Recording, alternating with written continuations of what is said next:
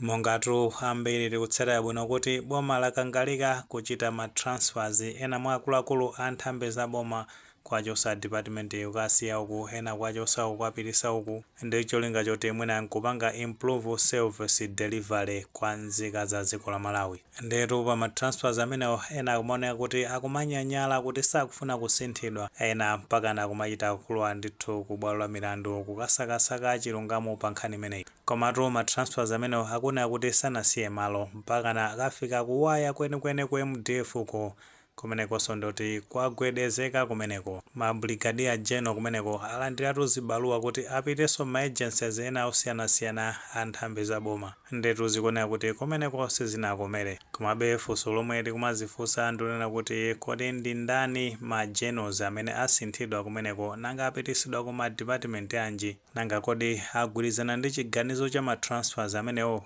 Nkhani itu ndionena kuti mmene tafotokozera kale kuti boma likugundagunda nthambi zosiyanasiyana zimene zimatumikira nzika za dziko la Malawi, ndeko nthambi zimenezo akuluakulu a nthambi zimenezo akumasamusidwa kusinthidwa. Ndetu masiku angapo apitawo boma linalowera ku nthambi ya MDF kumeneko ena mwa ma generals kumeneko anapezeka zonena kuti alandira makalata kuti asinthe malo ogwira ntchito kuchoka kumeneko kupita ma office a civilian. Ndipo tengera ndi makalata amenewo anapita kwa ma general 5 omwe mayina awo ndi a Major General Kakhuta Banda, ena ndiye kuti ndi a Major General Chikunkha Soko, achitatu ndiye kuti ndi a Major General Saiford Kalisha.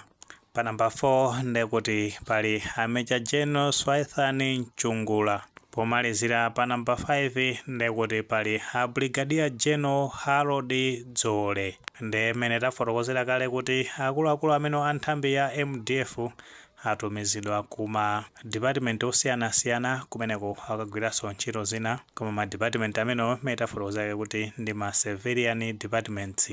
Ndeno ku nthambi zimene atumizidwa akuluakulu amenewa ngati a Major General Kakhuta Banda amenewa akupita ku water board, atumizidwa kuti akagwire ntchito ku water board kumeneko akagwira ntchito ngati director of security, pamene a Major General Chikunkha Soko iwo atumizidwa ku Adimaki kuti akakhale director of security kumeneko, pomwe a Major General Saiford Kalisha iwo atumizidwa ku Nokima kuti akagwirenso ngati director of security kumeneko, pamene a Major General Swaithani Nchungula iwo akatumiza ku Eskom kuti akagwirenso udindo umene wa director of security kumeneko ku Eskom, pamene a Brigadier General Harold Dzole iwo atumizidwa ku bungwe la Ijenko kumenekonso post imene apasidwa ndi yokhayokha ya director of security kumeneko.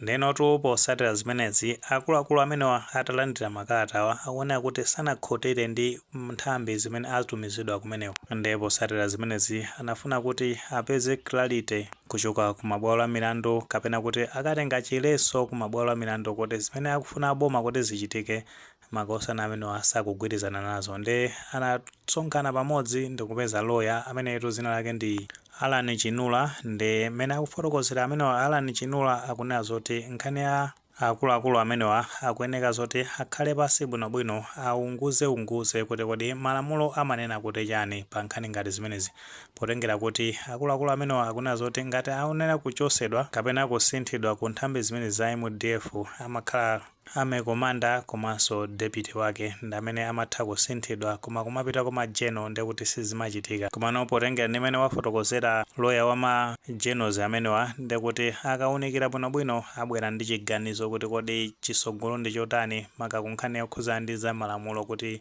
zimakhala zikuyenda motani. Komabe funso limene anthu akumazafunsa ndilina kuti kodi kusunthidwa kwa akuluakulu amenewa akusunthidwa chifukwa cha ndale, komano mwachidziwikire sitingapange rule out nkhani zokhuza ndi za ndale potengeranso ndi ma records mmene amayendera ukakhala kuti kwasinthidwa ma leadership ena mwa akuluakulu a nthambi zosiyanasiyana za boma amakhala kusinthidwa.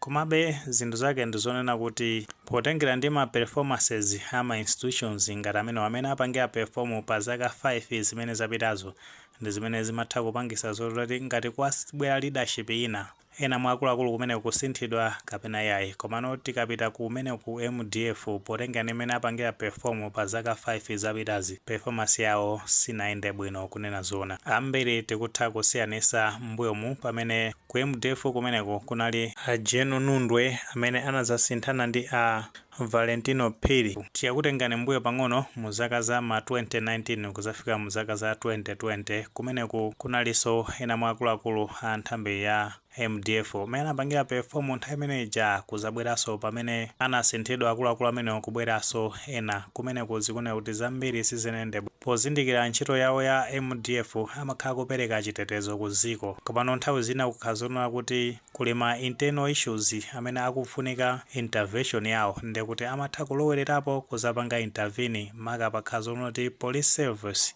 ili overwhelmed ndi ntchito kapena akupangidwa overpower ndi ma issues to do with chitetezo, ndekuti MDF amatha kubwera kuzapanga intervene. Mutha kuchitira umboni kuti pa nthawi imene ku MDF kunali Nundwe mu zaka za 2019-2020 kunali ma demonstrations amene ankachitika. MDF inkapita kukapanga protect ma civilians komanso kuteteza katundu wa anthu.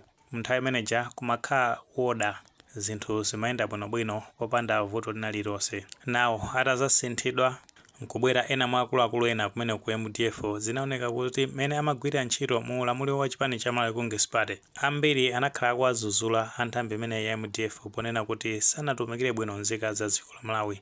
Paja kumakhala kuchitika ma demonstrations ndi anthu akapita kukapanga ma demonstrations anthu amapeza zoti akuchitidwa chipongwe ndi anyamata azikwanje. Chisanzo chabwino ndi nthawi imene a Sylvester Namiwa mu June chaka cha 2025 pamene amapanga ma demonstrations ku Lilongwe pa community ground. Tinaona kuti pa nthawi imeneja kunali asilikali ya MDF, apolisiso anali pambalipa, komano kunatulukira anyamata azikwanje amene amazathibula a Sylvester Namiwa. A MDF ali pomwepo, panalibe intervention ina iliyonse imene anachita. Anthu nkumazifunsa kuti kodi makosana amene wa MDF amakachita chani kumeneko, ndipo tengera kuti amene amatsatira malamulo sangapange ziganizo. Anthu amene ali pa ground popanda akuluakulu aku bungwe limene la MDF kupanga intervene kapena kupereka directive, ndi kuti zinezo zovuta kuti apange intervene. So zimaoneka kuti anyamata azikwanje amakhani mphamvu kwambiri kuposa amene wa MDF komanso Malawi Police Service. Zimene zimachitika chifukwa chani? Chifukwa choti akuluakulu amene amasogolera nthambi zimenezi samagwira ntchito ngati independent. Chifukwa choti anakhala kuti amagwira ntchito ngati independent sanakalolera zimenezi, amaoneka kuti amatumikira ulamuliro wa chipani cha Malawi Congress Party. Kuphatikiza pamenepo ndekuti kunali ngozi ya ndege ija inapha malemu a South Silima ndi anthu ena 8 amene ali mu ndege imene muja. Ndege imene pa jenali ya MDF ndi zikuoneka kuti malipoti amene amakhala kutuluka amaluza chala nthambi imene ya MDF kuti sinagwire bwino ntchito zake, komanso amene anazapangira hando nkhani zokhuza ndi ngozi imeneja. Pajasoto kumeneko ku MDF kunali nkhani yokhuzana ndi kugulidwa kwa ndege. Pajamati agule ndege zakutha zina zake za ma helicopters zimene zimadziwika zoti 20412 kuchoka ku kampani ya ku dziko la Zambia ija imadziwika zoti Aya Technologies, imene kampani imene inapita kukasuma ku bwalo la milandu la kunja lokhuza ndi za ndege, kumene kuti dziko la Malawi linapanga breach contract ndi dziko la Malawi likwena kulipira ndalama yokwana 80 billion Malawi kwacha. So nkhani zina ndi ngati zimenezi zimene zikupangisa zoti kumeneko ku MDF kukhale kuli ma transfers ngati amenewa, chifukwa ma procurement ngati amenewa amene amapanga involve ndekuti ndi ena mwa akuluakulu amenewa. Ndi nkutheka izi zifukwa zapangisa kuti akuluakulu a nthambi zimenezi akulandira ma transfers ngati amenewa. Komanso ngati tinatsatira bwino sona imene mtsogoleri wa dziko la Professor Arthur Peter Mutharika anazayankhula ku parliament kapanali pa 31 Oktoba pamenepo chaka cha 2025. Musona imeneja anazayankhula kunena kuti ali ozipereka kwambiri kuti apange restore trust mwa nzika za dziko la Malawi kuchoka ku nthambi zosiyanasiyana za boma zimene zimakhala zikupereka service ku mtundu wa Malawi. Ndi nkutheka ngati njira imodzi yofuna kupanga restore trust mwa nzika za dziko la Malawi ndi pamene kumakhala ma transfers ngati amenewa kuti somwina service delivery ikhale ikuyenda bwino. Komabe potengera kuti nkhani imene ili ku khoti zambiri tikhala tikuzimva mmene zingayendere kumeneko, nkutheka tomwe ni maganizo pa nkhani imeneyi pamene tikukamba zonena kuti ena mwa ma General 5 aku MDF akana kuchoka kumeneko ku MDF potsatira kuti anapatsidwa makalata kuti akapite kukagwira ntchito nthambi zosiyanasiyana za boma za ma civilian zimenezo. Makatu popita kukatenga injunction ku bwalo la milandu kulisa boma kuti lisapitirire ndi chiganizo chimenechi. Ngati maganizo amenewo alipo mutha kutifotokozera comment section, koma molemekeza maganizo anzathu. Musaiwale kupanga like video imene komanso kupanga subscribe channel chimene cha Fox Online News 18 ndicho ngati nkhani zambiri zikamachitika ndi kuti zitha kufikirani mosavuta.